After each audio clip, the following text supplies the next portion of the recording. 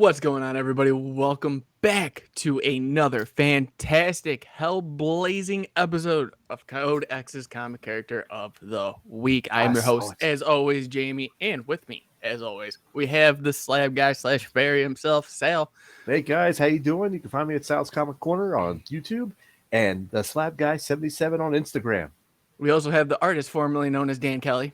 You can find me on Instagram at Dan Kelly Art. Yep, Sal's got it. Or hashtag Dan Kelly Art. Commissions are open. You can find stuff like this Captain America that I started working on, and we'll be posting more of next week. Awesome. All right, and we got the guy who started this all and was actually on time for once, Kevin. Once? I've only been late once. My God, if you're giving me that alternate dimension traffic. Yeah, I know. It's a bitch, man. I'll tell you. Hi, I'm Kevin. Wormhole. I created a group over on Facebook called Comic Character of the Day, where we post a character, some art, covers, questions, news, comedy, all sorts of things relevant to this geekery that we're all about and love. We'd love to have you come over and check it out. Once again, Comic Character of the Day. We're going to be doing a giveaway at 500 members for free comic books and other miscellaneous swag. Come and check us out. We'd love to have you come and take a look. And Jamie, what's up?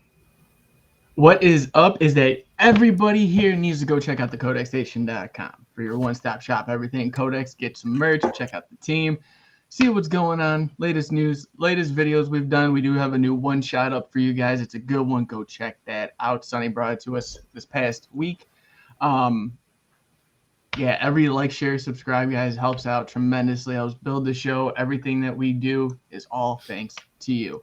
And Sal, I think there's one more thing that I'm forgetting. There is one more thing you're forgetting. I have to ask you, do you Where like comics? Where can we get comic books, Sal? Do you like saving money? It's a pretty good place to buy some. Let's go over to Heroscornercomics and save 20%. My God. Go over to the site, use the code codex, CODEX, and save 20% off your order. Great site. It's got back issues, it's got pull lists you can set up. It's got slabs. And all sorts of other goodies. Go check them out. Great people, great site, great books. Great Sounds times. like a hell of a deal. Yep. Yes. And remember that keyword is code X. No hyphen, CODEX at checkout. And that's the whole store, if I'm not mistaken. Yep. That is the whole store. Wow. Now, without further ado, let's get in this comic character of the week. And this week we have the Hellraiser herself, Ghost Rider, Johnny Blaze. Nice. Yeah. One of my faves. Top All 5. right.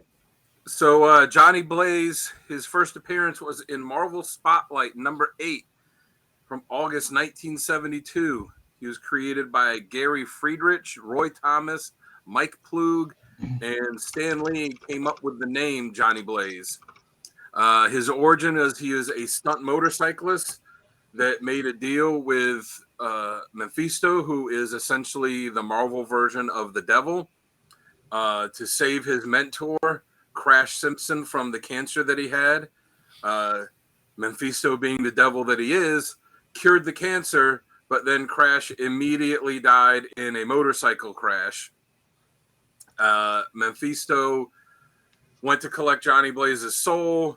There was a whole thing. Johnny Blaze, fought against it, and so as punishment, he bonded a demon named Zarathos with him, and he became the Ghost Rider, and would change into the flaming skull, flaming motorcycle riding guy that would, whenever he was in the presence of evil, to stomp it out.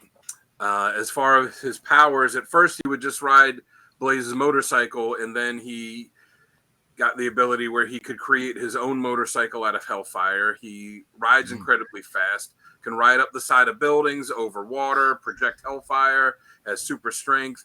He's completely impervious to physical damage. Even if you just knock the head off, he just picks it up and keeps going. And though he didn't have it at first, he later on developed the signature Ghost Rider move, which is the penance stare, which is where he looks someone dead in their eyes and makes them relive all the trauma that they have ever caused. That's Alrighty. awesome. Well, real fast, That Dan, is I wanted to say that it's Marvel Spotlight number 5. That is his actual first appearance. And Is it 5? I can tell you that because we did cover it in a Codex review. So if you guys want to go check that out for the very first appearance, go do so. that sounds like a really badass introduction. And hey, speaking of badasses, I think Johnny Blaze has had a lot of really cool badass moments in his time in his history. And I got 3 that I'd like to share with you guys, if that's cool with you. Yeah, do it. The third one is when a powerless, normal human, Johnny Blaze, finds out that there's a new Ghost Rider up and about running around, and he thinks it's the one that possessed him for all those years that he was tormented, Zarathos. And so he goes to kind of confront this Ghost Rider, and he finds out that it's not Zarathos, but it's some other entity. But it's this kid Danny Ketch, who was the second Ghost Rider. After Johnny Blaze.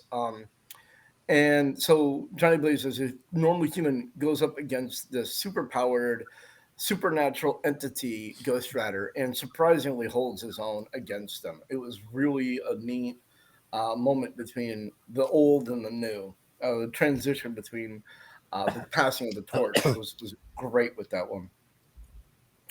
My second one is so after the Avengers sent the Hulk into space, and he came back, and he was just pissed at everybody, and he decides to stomp the entire superhuman community for the injustice done to him. Only 2 people were able to step up and hold their own against the Hulk, and that was the Sentry and Ghost Rider. So even the Hulk was amazed and surprised and blown away by how powerful Ghost Rider was. So it's the Sentry and Ghost Rider were at the same level. That just tells you what kind of a tier we're looking at as far as how powerful this dude is. And of course, I got to go with the number 1. When Johnny Blaze has the idea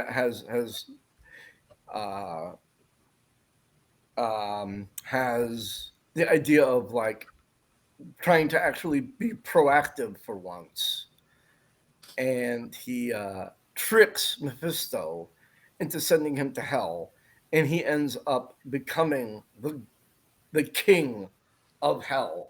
Johnny Blaze was the king of hell. Ghost Rider was the king of hell for a good while there, and it was just such a cool moment.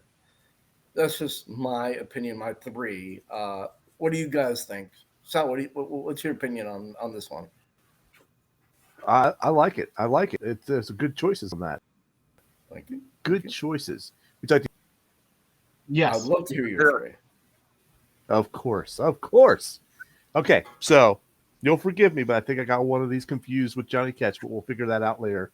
One is when he outsmarted Mephisto and became the king of hell. So yep, the story went along that he was somehow separated from Zarathos, and he finally synced up with him and realized that they could take over hell and steal it from Mephisto, and they actually do, and he ends up with the title becoming king of hell. Great story. Yes. Should have to check that out too. So this next one, I think I got confused with a Danny Ketch one, where he the quote I have is he literally rode the head of a Celestial. So I'm trying to find where that issue was, and I don't know. I think that might be the Jamie Reyes. Jamie Reyes one? You mean Robbie? Robbie Reyes. Robbie Reyes? Ghost Rider. Yeah. So I apologize, but it's still a badass Ghost Rider moment, and I'm going to include it because he can hellify. He can hellify anything that he that takes over. Like in the movie, you saw him hellify a huge rig. It was like a digger rig Tractor that he could trailer, hellify. yeah. He could hellify his motorcycles. Well, he did this with a celestial head. So it was, Right. that was just that was freaking awesome. So that was at the start of the current Avenger series, right? Yeah. Yeah. Jamie Reyes. so my bad. is So Blue Beetle. that was not Jamie actually Johnny Reyes. Blaze. Yeah. So we'll Yeah. strike that from the record. Right. So Record stricken for yourself. thank you.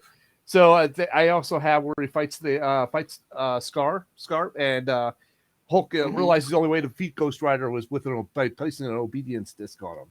So the fact that he could stand up to him like that, and the only way for him to lose is to have an obedience disc placed on him, that's just pretty badass. Dan, what do you think of that? Definitely. Yeah, some good ones. I like you two. I also had outsmarting Mephisto to become the Lord of Hell because, I mean, you guys covered it pretty well. There's not much more to say. I mean, he tricked the Lord of Hell into taking over. So I'll also have to go with, even though it's not a specific moment, just the kind of generalized thing like I talked about with his powers, the penance stare. Because whenever he hits someone with that and you just see them, like the horror that comes over them, having to relive all the pain that they've caused. I mean, that's a pretty badass way to take someone out where you're not actually doing any physical damage to them. And the other one I prefer physical damage over that over that. Yeah, I mean, you just wipe someone out and you just don't even have to lay a finger on them. Yeah. And the last one I had is from Avengers 214, when the Avengers were fighting them, and it was just this really cool moment where they're having a hard time with him, and Thor throws his hammer, and Johnny Blaze, Ghost Rider realizes, the hammer always automatically goes back to him, so he dodges the hammer. And then he grabs a hold of it as it's going back to Thor and basically lets the hammer pull him along at super speed. And he just uses that to ram into Thor on his motorcycle on the way back. And I was like, that's badass. That's just so freaking cool. That is sick. That's so amazing. It's Avengers 214. Look it up. It was a pretty cool scene. Cool. Yeah, so for me, I gotta agree with you guys on becoming the King of Hell. That stands alone the test of time as far as Ghost Rider goes. My number 2, yeah, right. For once, dear God, right? Wow, it's weird. Is the race with Robbie Reyes in the current Avengers run. They had a whole arc with it where Johnny Blaze basically is telling him, like, here's the deal: you win, I give up the King of Hell. I win, you join me in damnation. And he's like, you're no longer an Avenger. What's up, Tim? And for the last one, we have when he killed Thanos with the penance stare, and Thanos laughed in his face when he saw everything he did wrong his entire life. And he basically said, I will not change my ways. This is beautiful. I looked that up and I saw that, and I'm not sure. Was that Johnny Blaze or was that that was Johnny Blaze? Cosmic? No, Cosmic is different. Cosmic, he basically took the skull of Johnny Blaze so he could look into it every day. The original Johnny Blaze. And he's like, I want to see how bad I truly was. Wow. So there's 2 different instances there on that fact. I would have picked that one too if I had known that was a Johnny Blaze moment. But with these badass moments come some scenarios where we think that this character fits best into. So, Sal, why don't you take that one away for us? So I'm going to make it simple. I think when he is working with the supernatural aspect, the whole King of Hell type situation, fighting demons or, hunting down demons, whatever he had to do, as long as he stuck to the supernatural aspect, I loved it. You can't go wrong with that. That's what I have. That's where I think he works best. Absolutely. All right. Dan, what do you think? I'm going to go with that too, that when he's working with the supernatural threats, less so than just, going and fighting whatever random supervillains he comes across, the supernatural stuff works.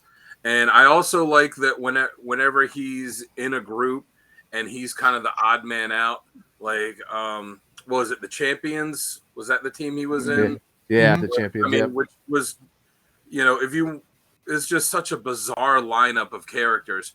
But when he's in teams like that, where it's okay, here's a bunch of regular kind of superheroes, and then here's this this demon that goes after trying to punish evil people, and all the other characters around them just have this like sense of uneasiness being near him, not knowing like can we turn our backs on this guy?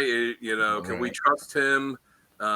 That's always an interesting thing to read too. What do you think, Kevin? What do you got? I love the aspect of him as a tormented soul. Like, I don't know who I can trust. I can't trust myself. How can I trust anybody else? Bouncing around from town to town, like him, like I can't stay. And it's basically the format of the old Incredible Hulk TV show. Like, I can't afford to stay around in one place too long, or else my past will catch up with me. I think that's really neat. Yeah. And the fact that he's a metaphor for the terminal, we're all battling our own demons. I love the fact that he is literally the embodiment of that. I think that's one of the cooler aspects, is like him not trusting himself. Therefore, how can I trust anybody else? And getting involved in things that his alter ego sets up for him. Like, well, shoot, I don't want to have anything to do with the supernatural crap, but I'm ending up in this town anyway, despite what I want, in order to investigate this scenario that I guess I'm supposed to do. I don't know. I love that. I think that's one of the cooler things that they do with that character. How about you there, Jamie? I think for his scenario, I think it works best as a loner. So no team affiliation whatsoever. Secondly, I agree with you guys to an extent on the supernatural aspect of it, but I'm going to take it a little bit one step further, and I'm going to say he should be just in hell in that aspect. It shouldn't be anything like a different realm. He shouldn't be doing Doctor Strange type stuff. Him in hell is his bread and butter. He needs to stick there. He needs to stay there. That's where he was grown. I mean, there's no other way around it. That's his format right there. That's the formula you use, and you get it right every single time. I can totally see that. Yeah, I agree with that. Yeah, Good call. The good thing is, I was going to say too, I also like the aspect of him and the demon being completely two separate beings that are merged together. It's not like, oh, I'm Clark Kent and I take my glasses off and I'm Superman, or oh, I'm Peter Parker and I put the mask on and I'm Spider-Man. Like, it's two, it's like a Hulk Bruce Banner thing, kind of like you said with the TV show. It's all right, I'm this guy, and then I'm turning into this thing, like for the classic one, not some of the more recent stuff they've done. And it's like two separate entities that don't really like each other that much. So there's always a moral, there's always a moral clash within itself. Yeah, I can't trust myself, one way or the other, that sort of thing. Yeah, I get that too. That's very cool. Yeah.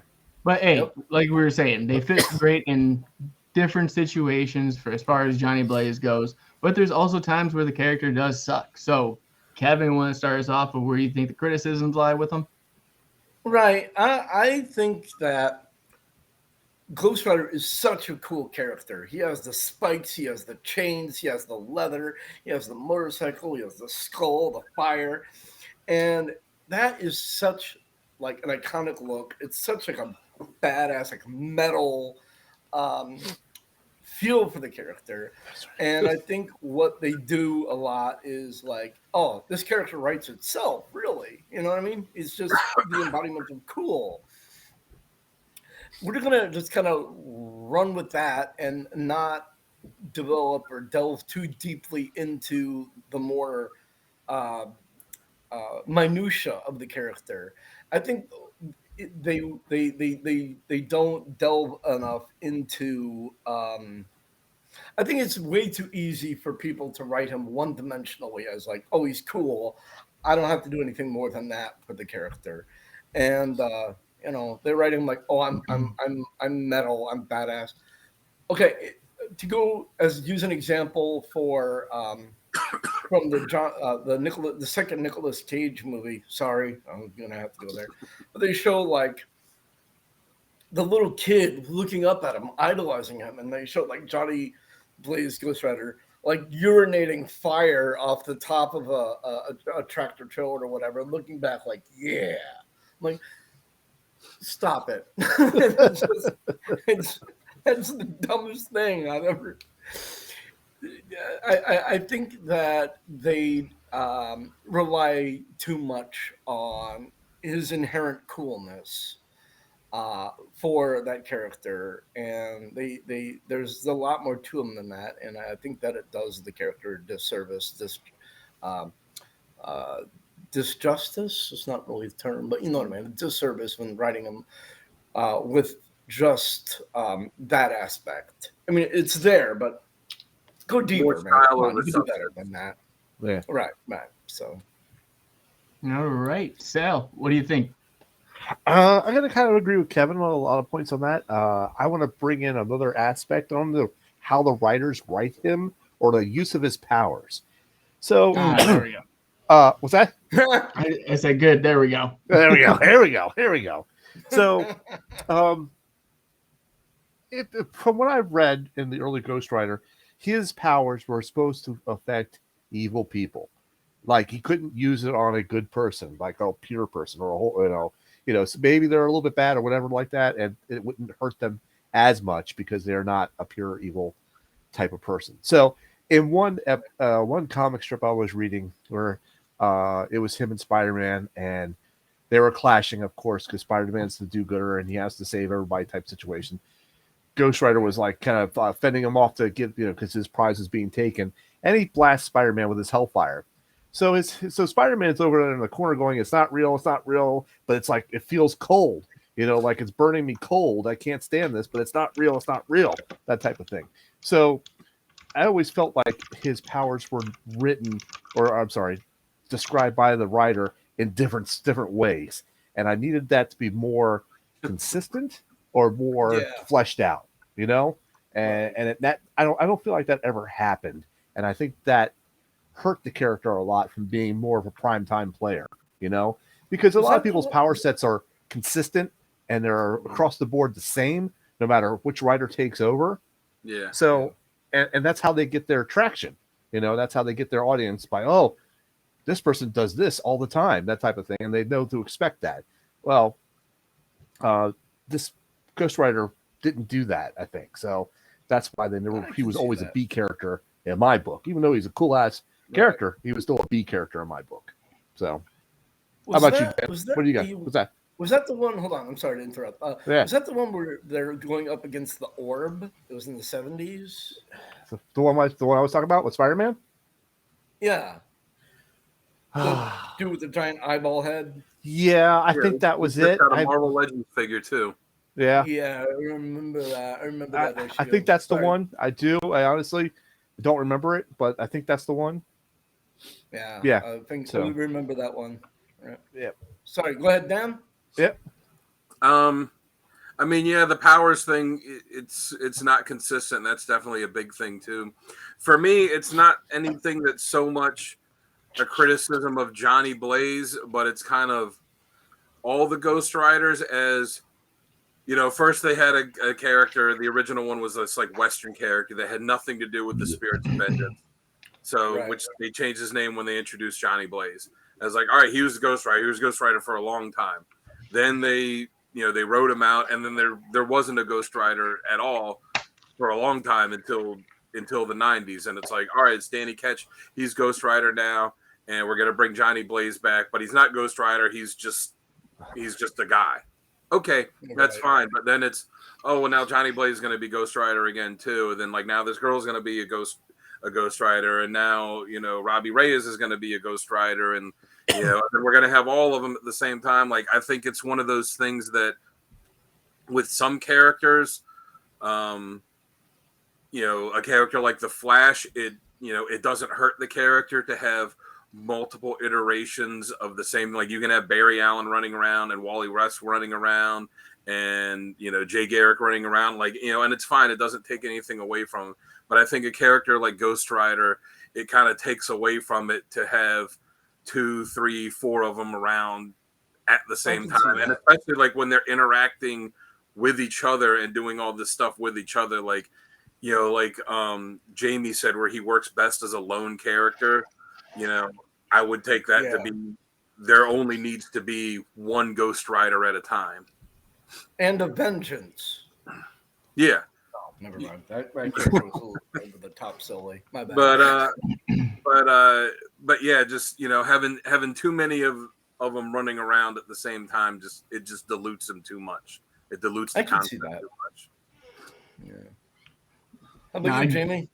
I get you there. My thing, I'm gonna go along with the powers aspect, but I'm gonna take a little bit of a side turn on it, as I normally do. Is I feel like he has like, for any wrestling fans out there that like John Cena, he had the 5 moves of doom. And that's how I feel with Johnny Blaze's Ghost Rider. He's got the same moves every time, but they just try to change the backstory of it. Kind of like what Sal was alluding to, where it's like, oh, you can only use it on bad people. Now you can use it on good people too. Now you can use it on anybody, just so we can keep the criteria going. Like, I don't need to see him go to the pen and stare in every single issue, because that's his move. I don't need to see him using, the chains to hold someone back. Like, make it a little bit more creative. Make it a different aspect to the character. I'm not saying bring in 30 new ways to finish off your opponent, but to me, if that is your go-to in every single issue or your means of finishing a story arc, it's really redundant.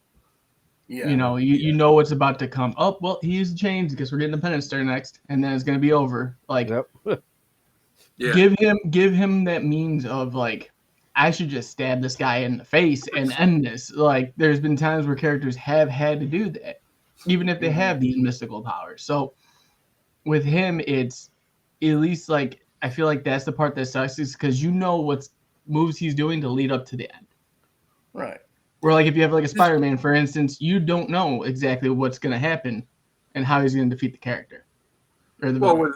With Ghost Rider too, like you said, he's also, if you got to pop someone's head off, do it. Like, he's not like Batman or Spider-Man running around. Like, he's a freaking demon.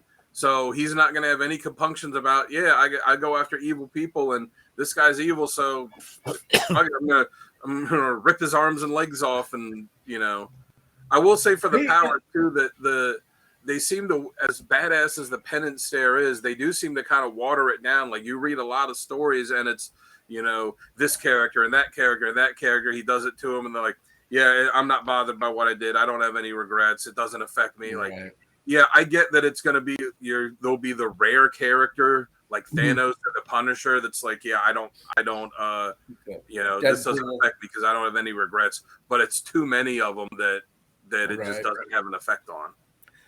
And they integrated a lot, obviously, there was a lot of powers and abilities that Danny Ketch had back in the early 90s that they just kind of integrated into all Ghost Riders moving forward. And that's fine. I have no problems with that. But they had a lot of really cool things that Danny did with his chains back in the early 90s. Like, he made it so that like he could get them like solid and stiff and use it as like a staff.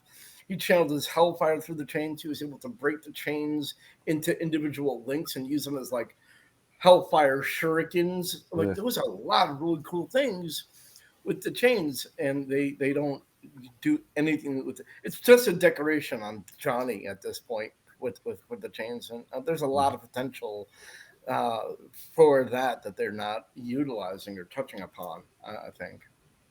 No, and the character, like I said, with Johnny Blaze, badass costume, look, the feel for the character. There are some areas where every character could be improved in.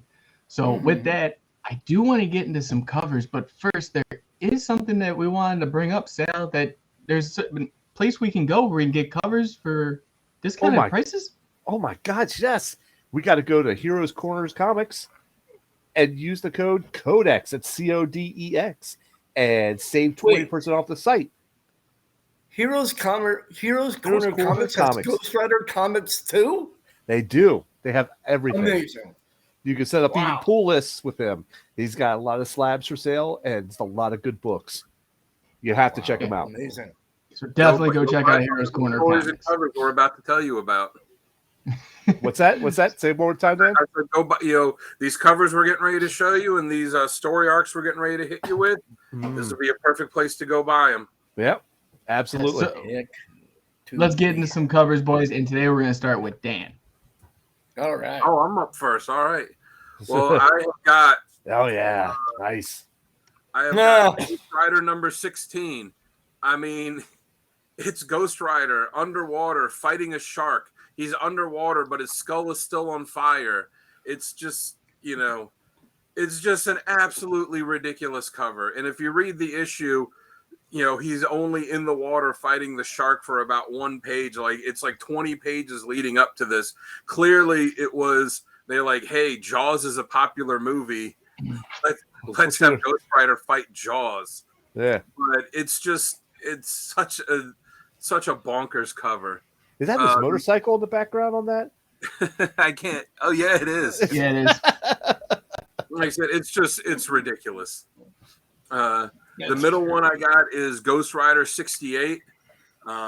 It's just, they retold Johnny Blaze's origin in it. It's a great story, but the cover is just so awesome, and it just encapsulates the character so much. Where you see him, falling to his knees and his head starting to catch on fire, like he's turning into Ghost Rider. And you see Mephisto behind him, pulling the strings. And when I was a kid, and I was first getting into comics, the first Ghost Rider thing I saw that I bought, I believe, it wasn't this issue, but it was a series called The Original Ghost Rider Rides Again. And it was a 7-issue miniseries. And the first issue of it had this cover. They recolored the background and a couple things a little bit, but it was that cover. And I remember seeing it on the rack, and just like I saw it and I was like, I don't know what this is, but that's an amazing cover and I have to buy that.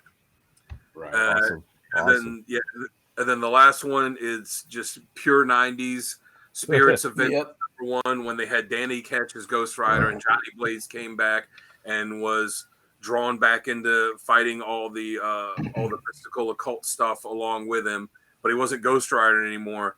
He was just as stereotypical 90s as you can get. He's wearing sunglasses at night, and he's got a ponytail and a trench coat, a mullet, and he's full on mullet right there.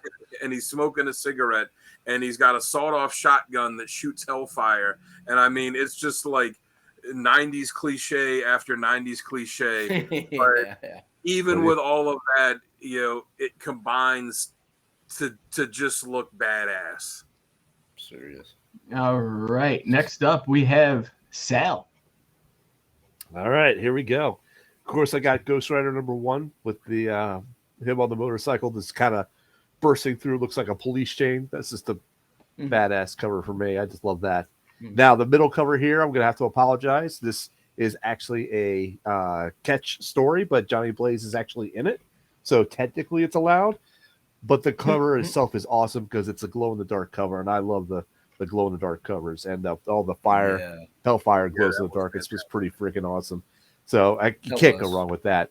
So the last one, I got Ghost Rider number 1 from the latest series. This is Johnny Blaze, but it's one of my slabs. And it's him on his motorcycle whipping the chains around. And I like how the hellfire he's hellified the motorcycle, and it's coming through with the flames and the tires and everything like that. That's just and I think it's the angle too, how it's kind of like a perception depth on that. It's just a badass angle. It makes it a badass cover. It won straight to the display. From his skull is like blending in with the fire on the logo too. Yep, exactly. Awesome. All right. Next up, Kevin.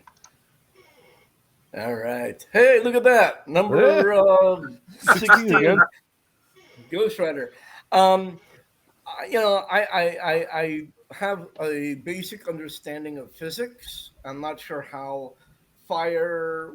I understand how fire and water works together. I'm not sure how hellfire and water works together. I was going to say, it's hellfire. It's not regular fire. Right. That being the case, I'm not sure. I would think that the shark would be choking on a bunch of steam, or.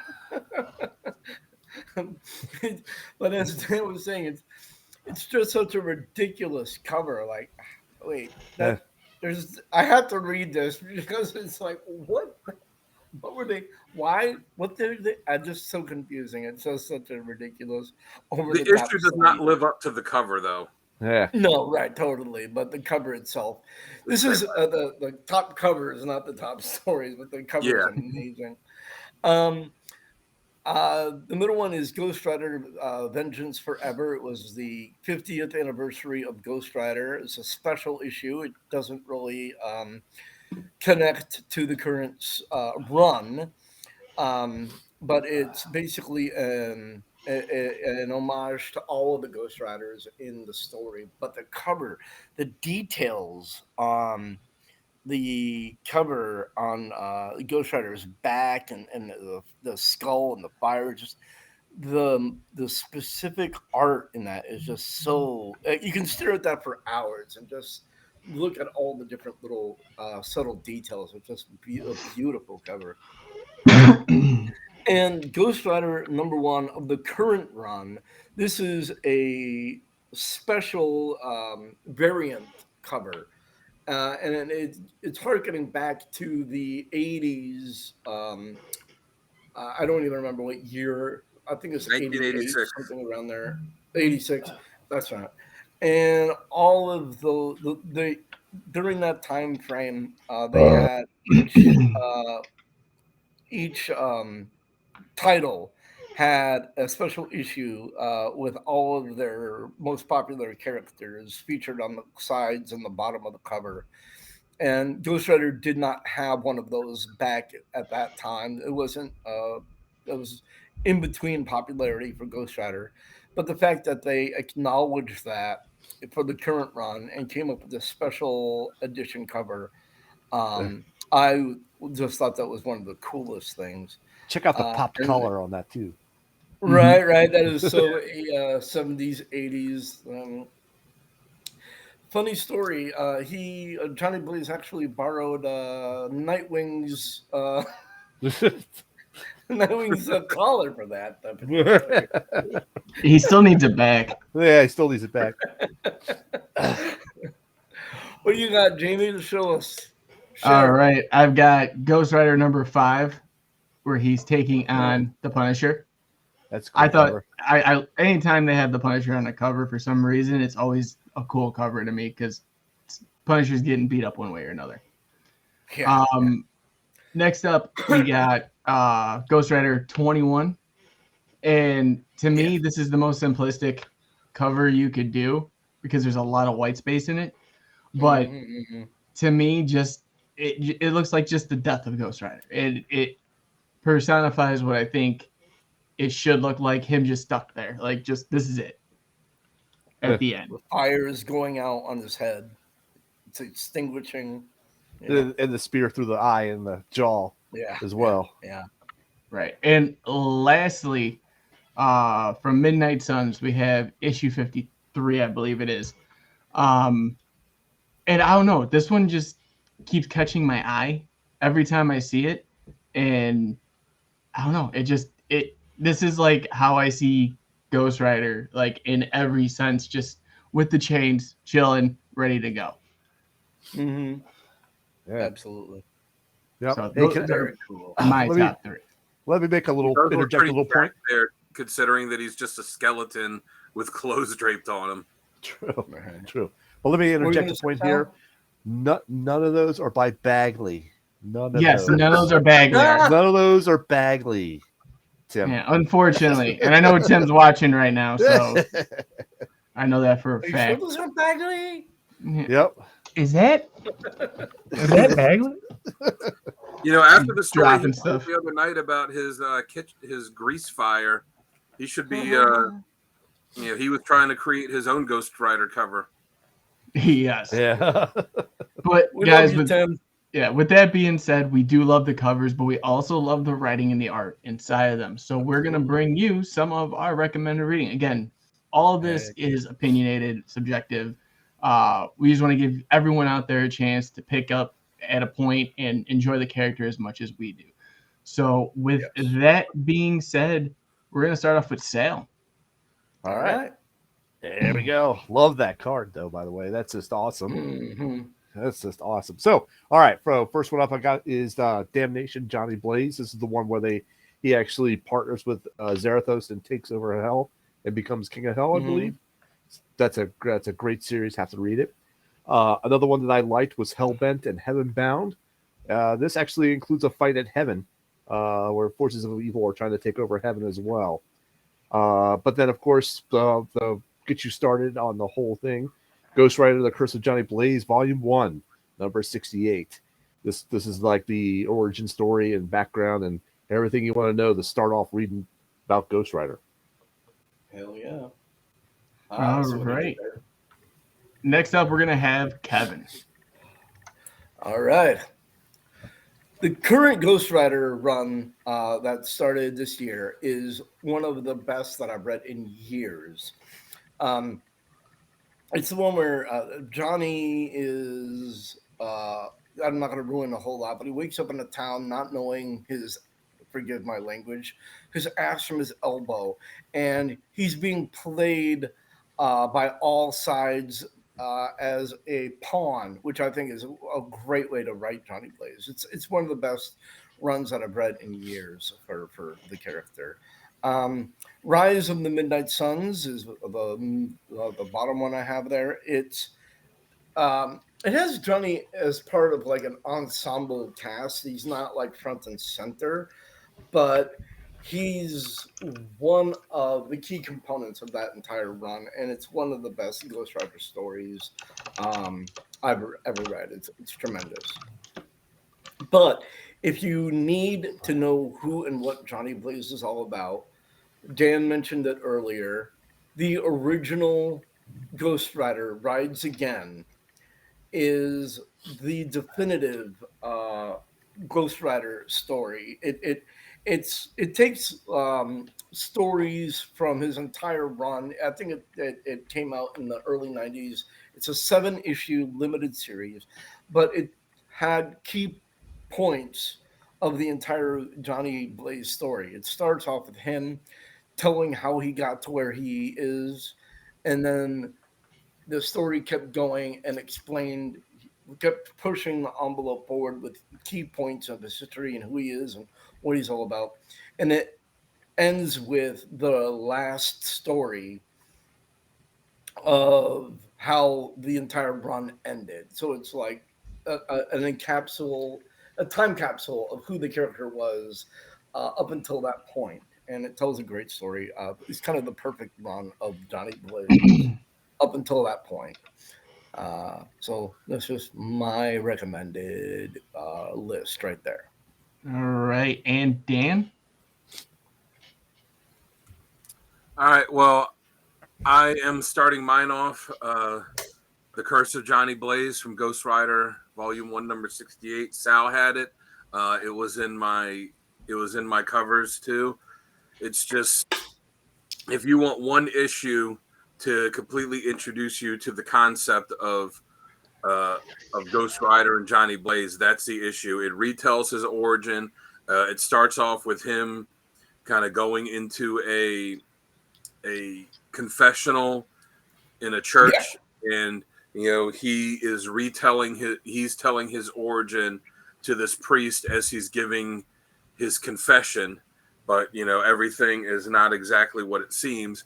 But it's a great introduction to the character, who he is, how he got there. It shows what he does as Ghost Rider in it, and it's an amazing cover. So that's a good part. Sorry, go ahead. That was the first issue of the original Ghost Rider Rides Again as well. Yeah, which you're right, that series is they did in the early '90s, like right after they reintroduced Ghost Rider with Danny Ketch, and they're like, "Hey, this is super popular. Let's let's cash in on a little bit more." Right. The next one I have is the Road to Damnation. It was a 6-issue miniseries that Garth Ennis wrote, and Clayton Crane drew, and it's just it's the artwork's beautiful, the writing, it's the crazy stuff that Garth Ennis comes up with. It's Johnny Blaze is Ghost Rider. He doesn't have the demon attached to him. It's just him is Ghost Rider. He's trapped in hell, and it starts off where his torment is that every day he is on his bike racing to the gates of hell to try and get out, and all these demons are chasing him, and right before he gets out and thinks that he's going to make it this time, the demons catch up with him, beat him, tear him apart, kill him, quote unquote kill him, and then the next day he just starts it all over again. And he gets brought up to Earth because there's, not to give too much of the story away, but there's forces from heaven and forces from hell that are both on Earth, and they're both trying to stop this terrible creature that's going to come up and basically going to destroy the Earth. And it's just the crazy stuff that Garth Ennis comes up with. It's Johnny Blaze doing everything he can to keep from going back to hell, and it also kind of flip-flops the expectations of what you would have for agents of heaven and agents of hell, and how they would act on Earth and what their motivations would be. So it's just, it's a really cool story. And then the other one I'll have to go, it was already mentioned, The Rise of the Midnight Suns. From the early 90s. It's not specifically a Johnny Blaze story, though, like we said, he's one of the main characters in it. It was a 6-part series that it started in Ghost Rider and then went through 4 other books that were all introduced with an issue 1. It was Spirits of Vengeance, Morbius, Darkhold, and what's the other one I'm forgetting?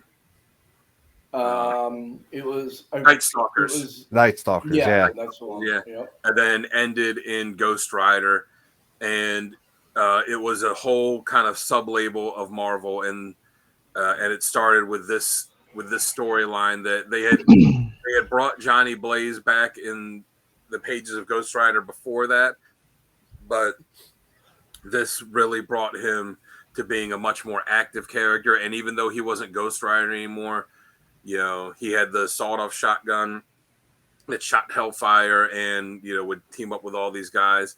And this was just the start of it. And then what happens in this series was something that was a driving storyline for a lot of these series and characters for a couple years after that. Right. They kind of re-sparked supernatural the supernatural books in Marvel with that for a good long time. Yeah, I mean, it gave Morbius his it was where Morbid Time eventually got. God. But, I was waiting. I was waiting. Gave him his own book and kind of put him in the forefront. It really put Johnny Blaze back in the forefront. Blade, was in Night Stalkers, and it took a lot of characters that it introduced a couple new characters, but it took a lot of characters that had been around for a long time but hadn't been used much, and we're like, all right, we're going to push these forward. And it really put a focus on, other than just, we got Ghost Rider and Doctor Strange and that's it. Like, no, we're going to have a whole lot of supernatural books. Right. Even though, and it turned Doctors. Go ahead. I was going to say, even though none of those books outside of Ghost Rider lasted more than a year or two, it was still them trying to say, like, all right, we're gonna push this different thing forward. And it turned Doctor Strange into a really interesting character. He had that blue mask with the symbols on it, and he was doing some really dark, underhanded things. And the Rise of the Midnight Suns turned Doctor Strange into a really interesting, different, and very mysterious character. I thought that was a really great change for somebody who we all thought we knew at the time. Yeah. Good point. Jamie, what do you got? All right. So starting it off, I have Hearts of Darkness. Now this is Oh a yeah. Johnny Blaze and Danny Ketch story, involving, I believe it is Wolverine and Punisher as well. Yep. I just think it's just a magnificent team up story on how they put them together. Especially, Yes. I don't want to give too much away, but what they think Danny Ketch is to what he actually is. Next up, I got Fear itself. Now, this is an event stemming out of the X-Men universe, basically with everything going on with the mutants. But Ghost Rider's story here is so well told and self-contained. I feel like it needs to be mentioned. And I believe it's only 5 issues, if I'm not mistaken, for that story arc for him. 5. For the tie-ins. Before they actually started making everyone a tie-in, he was a tie-in for it. Yeah. And lastly, Marvel Spotlight number 5, where it all started. I know you can find these in most trade paperbacks and omnibus formats, and it is self-included in there. So if you get the chance, this is the one that I would start off with, because if you don't, you're a yellow coward, and I don't trust you. Don't listen to him, folks. He doesn't mean it. I do. He calls it like he sees it. Yeah, no, the yellow colored thing. If you read it, you'll understand. Okay. But yeah, that would be my recommended readings for Johnny Blaze on that aspect. Nice. Now, Very cool. with all of these cool stories and art throughout, some of these have some of the best artists and writers we've ever seen. And for us, we try to depict for you guys who to look out for, who we see is the person that writes that character the best or draws that character the best. So, Dan, you want to get us started with this one? Yeah, I'm going to stick with the Midnight Suns era and go total 90s for a writer. I'm going to say Howard Mackey, because I really liked how he was writing Johnny Blaze. Then, like I said, Johnny Blaze wasn't Ghost Rider. He was just, a normal guy that carries around the sawed-off shotgun that shoots hellfire and rides around on a hellfire motorcycle, which they got that going for him again. But he wrote him in a really good way where he's like, because at that point I think they had ended the original Ghost Rider series. I forget what year, but I want to say it was like the late 70s, early 80s, and they didn't reintroduce Johnny Blaze until I think it was Ghost Rider number 10. So it would have been 90, 91 or 92. So he'd been kind of gone for about 10 years.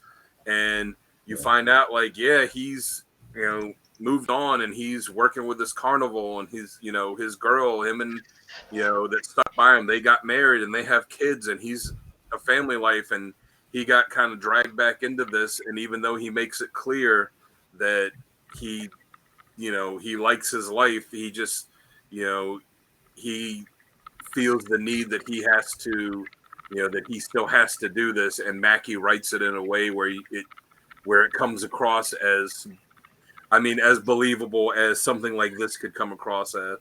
And I'm going to go with the artist on Spirits of Vengeance at the time, Adam Kubert. And it's funny because his brother Andy Kubert was drawing Ghost Rider at the time. So both of them were fantastic, but I've always preferred Adam's artwork to Andy's a little bit more. And he just drew a badass looking Ghost Rider and a badass looking Johnny Blaze to go along with him. It's fantastic art from back then. Cool. All right, Sal. All right, so I'm going to go back to the beginning on some of this, and I'm going to go with where's my sheet? There's my sheet.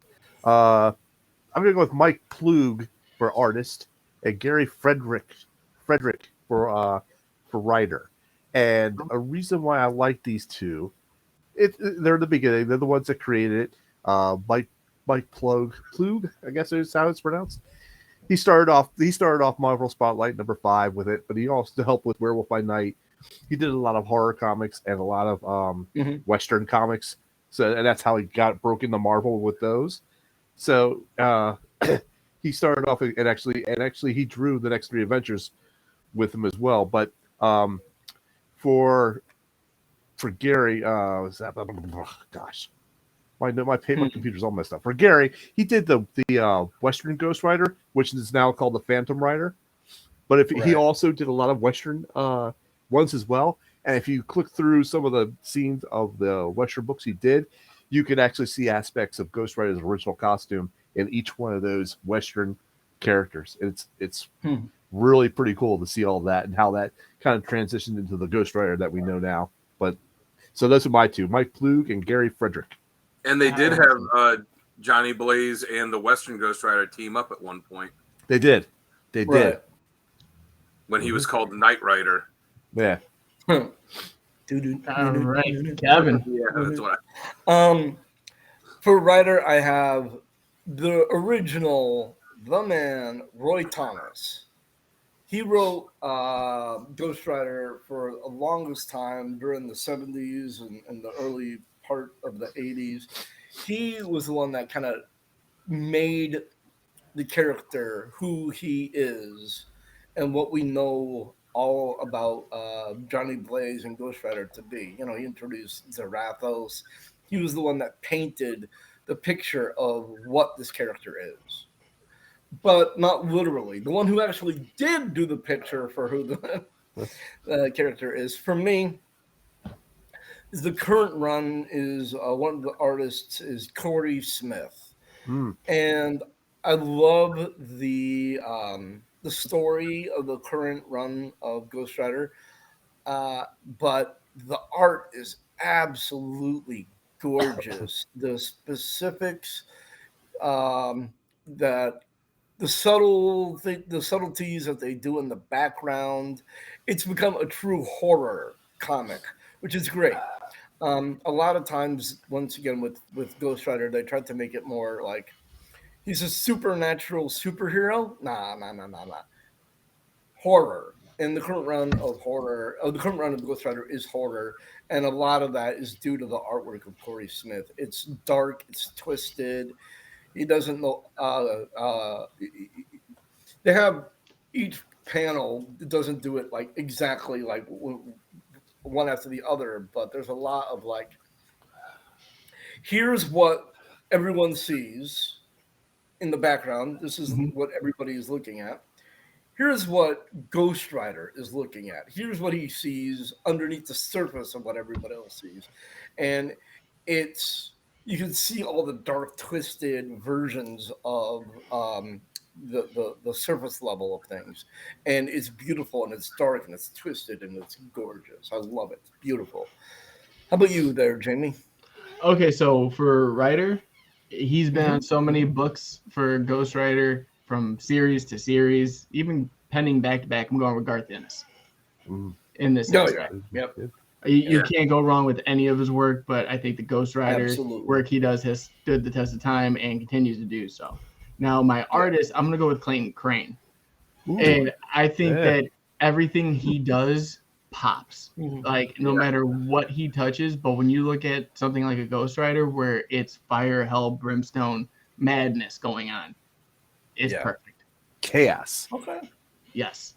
Yeah, like that Damnation miniseries, the artwork on it was just beautiful, and especially the stuff in hell, like just was amazing. Yeah, I actually got a quick sketch cover of Venom from him, which was funny. So that's amazing. Huh? You have to show that off one of these days, there, Jamie. Yeah, I gotta find it. It's in my rubble of stuff that I haven't pulled out yet. But no, guys, I think that's a great place to end for the night. Absolutely. If you guys want anything more, let us know down in the comments down below. Shoot us a message. Let us know. We can help out in any way, shape, or form to help your Ghost Rider needs. But as always, guys, I'm going to take this one out. I am your host, Jamie. With me, as always, we have Sal, the slab guy / fairy. I'm on YouTube at South's Comic Corner and Instagram under the Slab Guy 77. Go check him out. We have the artist formerly known as Dan Kelly. Yep, you can find me on Instagram at Dan Kelly Art. You can just search hashtag Dan Kelly Art and click on something. My stuff will come up. Like Sal Science said, commissions are open, and come check it out. Drop a comment, and let me know what you think. All right. Positive with the comments. Hey guys, my name is Kevin. I created a group over on Facebook called Comic Character of the Day, where we feature art, a character, comedy, questions, and we'd love to have you come and check it out. News as to what's going on in the community, and we're going to be doing a giveaway soon-ish. The sooner you join, the sooner we can get you some free swag. So come on over, check us out, and we'd love to have you join us. And Jamie, take us on home, my brother from another mother. Right, guys. If you guys have not had the chance to yet, go check out the codexstation.com, your one-stop shop for everything Codex and sale. I feel like the anticipation's killing you. If you want to save money, do this. If you love comics, sale, where do we need to go? We need to go to Heroes Corner Comics. We could use the code codex. That's CODEX. No hashtag, no hyphen at all, and you can save 20% off the whole site. You could set up pull lists. You could buy slabs like I have been in the past, and You have get slabs? some really good books. I heard that actually somewhere. Sorry, now I I didn't- get the slab guy. I Oh, know. I didn't mean to interrupt your spiel on the codex there. Sorry, I was too. no, eager. you're good. I was You're too good. eager. But guys, as always, be kind to one another out there. You never know what anyone's going through, and even making someone smile can change the course of their day or life. So always be kind. And from all of us here, Comic Character Week, we will see you in the next one. Much love. Peace.